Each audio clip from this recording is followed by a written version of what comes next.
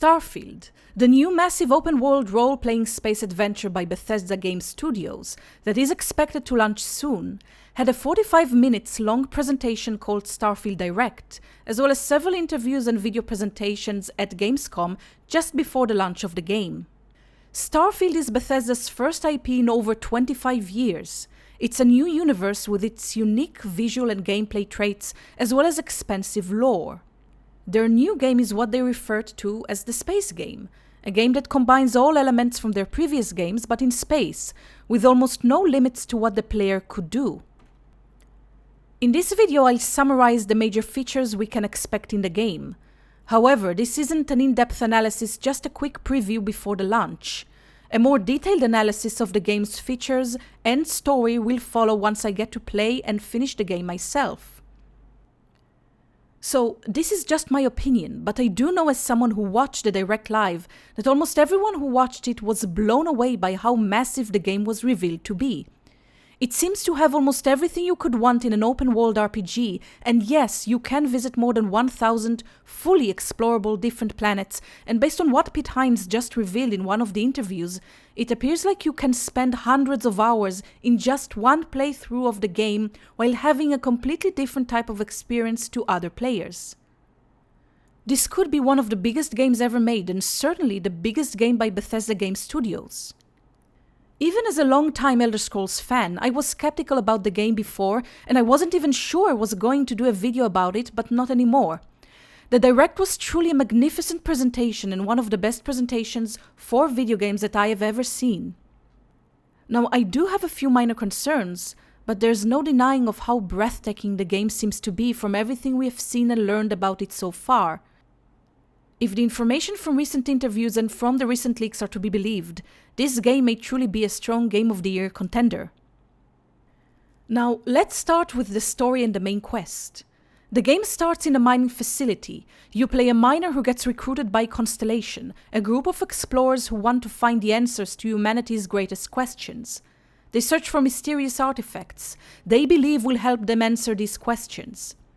In the Alpha Centauri system, you will find the capital city of the United Colonies, called New Atlantis, where your main quest will officially start. New Atlantis is described as the first major human settlement in space. The members of this group are the last true explorers in the galaxy. The group is made by unique individual characters that will accompany us in our journey. The journey with Constellation is just one of many we will take when exploring the galaxy. Beyond the main quest, we'll be able to join various factions and assist them to achieve their goals. A recent interview with a developer confirms that the side quests with the other available factions will be expensive and detailed. I'm looking forward to play them just as much as the main quest. All the playable factions can be completed independently. You can even play a double agent in certain quests. New Atlantis is the biggest city in the game. However, it's not the only one. There are two other major cities in the game, called Neon City and Aquila City. There's also the settlement of Sidonia on Mars, that is a huge mining facility for the United Colonies. Personally, I'm interested the most in the cyberpunk and Japanese-styled Neon City, a city located on an ocean planet in the Freestar Collective space. It has that cyberpunk aesthetics that will probably remind many of Blade Runner or Cyberpunk 2077 and other stories from this genre.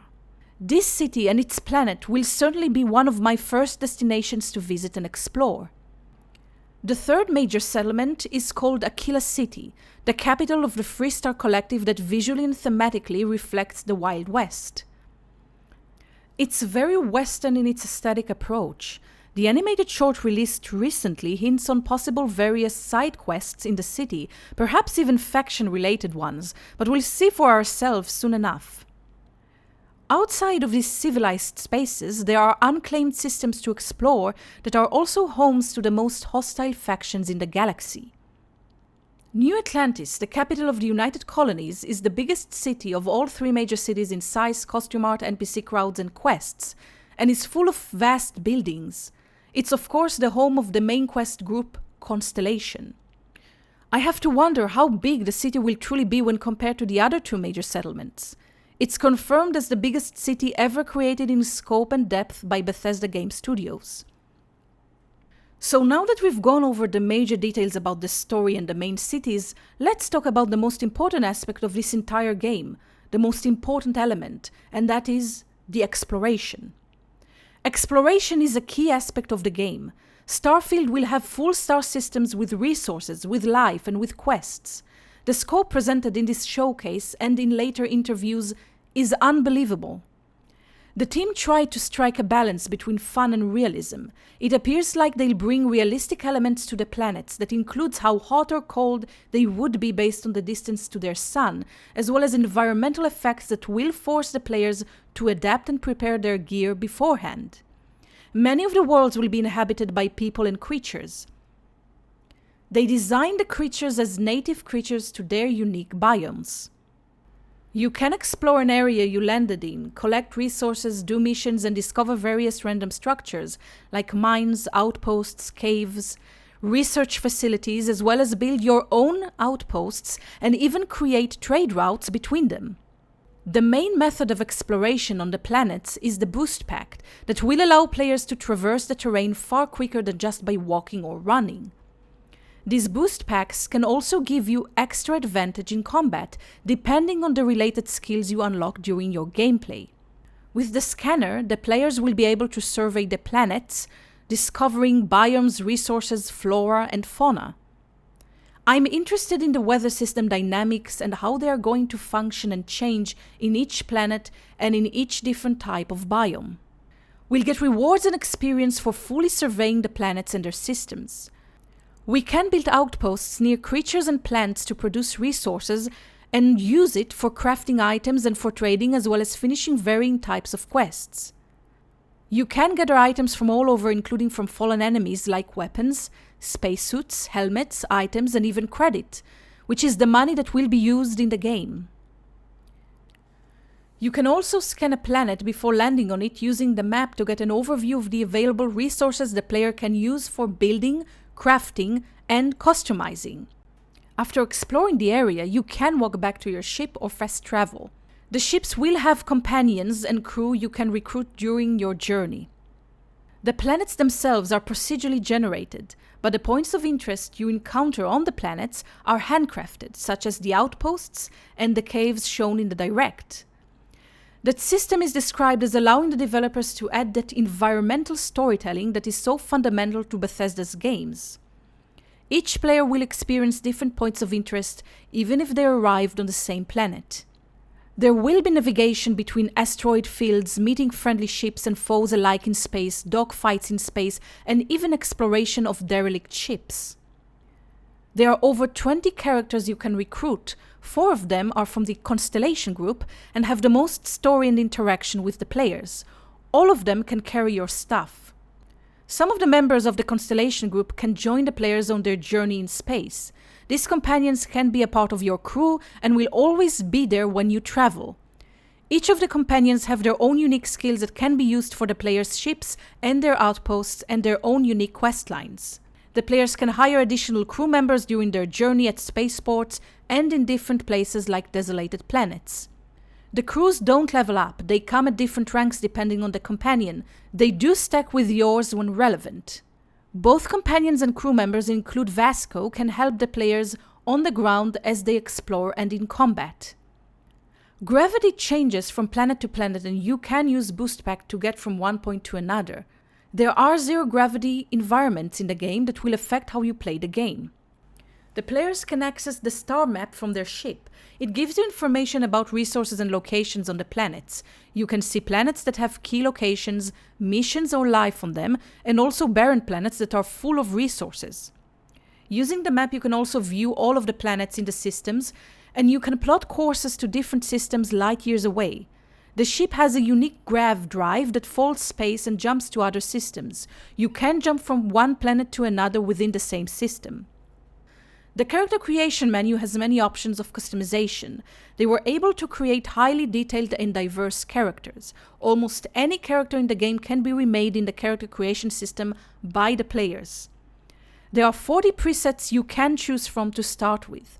They are presented as employee records you can choose from at the start of the game. Among the things that you can modify are body size, body type, walk type, and Also, your face, head shape, skin tone, hairstyle, hair color, facial hair. You can add blemishes, scars, piercing, and much more. Beyond the aesthetics, there are also the backgrounds of the characters to choose from. Backgrounds give you a backstory with 3 basic skills. The backgrounds and skills can come handy when interacting with NPCs and performing specific quests, giving you potential extra bonuses. You can also pick up 3 optional additional traits. They come with their own advantages and disadvantages. Whatever you choose will give you a wide variety of ways to play your story. Now, when it comes to the character itself, you can play in first or third person. All items will be shown in great detail as is usual in Bethesda games. Character menu includes skills, ship, inventory, and missions. There is a carry limit, weapons have slots for mods, and each of them will have different stats and strengths in different areas, as well as weaknesses, making each weapon work and feel differently. They show different NPCs with different clothes and wearable items, from casual streetwear to spacesuits, to soldier outfits, to high fashion, to even unique outfits with cultural flavor, and those unique to the big cities and settlements. Now, just a few words about the skills. They took what worked with skills and perks from their previous games and brought it to this game in an all-new skill system. Each time the player levels up, they get a skill point, which can be used to unlock skills in the skill tree. Skill ranks are unlocked by completing challenges associated with this skill. The challenges become increasingly more difficult as you unlock higher ranks in that skill. There are 5 different skill trees: physical, social, combat, science, and tech, and 4 ranks for each skill. They showed Neurostrike, a skill from the physical skill tree that gives you the ability to use melee combat effectively with a lot of fun-looking punches. The players can go for the skills that fit their unique playstyles, but Pete Hines specifically advised that it's important to not waste your skill points for everything, but only when you actually need them. Using specific skills, you can become a stealth player. Pickpocketing is confirmed in the game as well as stealth kills, but we were not shown the animations for that. Now, about the outpost and the shipbuilding systems. These outposts can be built almost anywhere on any planet. The habitat modules come in all shapes and sizes, each of them serving different purposes. As mentioned before, you can assign crew and companions to work at your outposts for added bonuses. The same is true for the ships. You can extract the resources from the area using extractors that will work while you are away from the base. Now, the developers from the Q&A clarified, however, that the prices are fixed and only change based on the skills that you unlock during your playthrough. I personally would have liked a more dynamic economy instead of a fixed one, but at the same time it may not be an issue as we play the game. However, there are always the mods that will likely add such options in the future. You can add both crafting and research stations in the outposts that you build that will use the resources you gathered from the planet. The shipbuilding system seems to be one of the best features in the game. The amount of ship customization is mind-blowing. It seems to be one of the more complex features in the game that deserves its own separate video. But for now, I'll just summarize what was said in the Direct, and a more in-depth analysis will be included in my future review. The ship is a home for the player and the crew and is fully customizable. It has a more of a retro and analog design approach, more lo-fi than sci-fi as they described it in this presentation. The Frontier will be the starting ship. You can buy and sell spaceships. You can also customize and upgrade your ships and hire a special crew and assign it to various positions in that ship. Each of these spaceports will have a ship technician where you'll be able to purchase, sell, and modify your ships. You can quickly upgrade individual systems like weapons and shields. You can also enter the ship builder mode. There you can change anything from the systems to the look of the ship and its layout.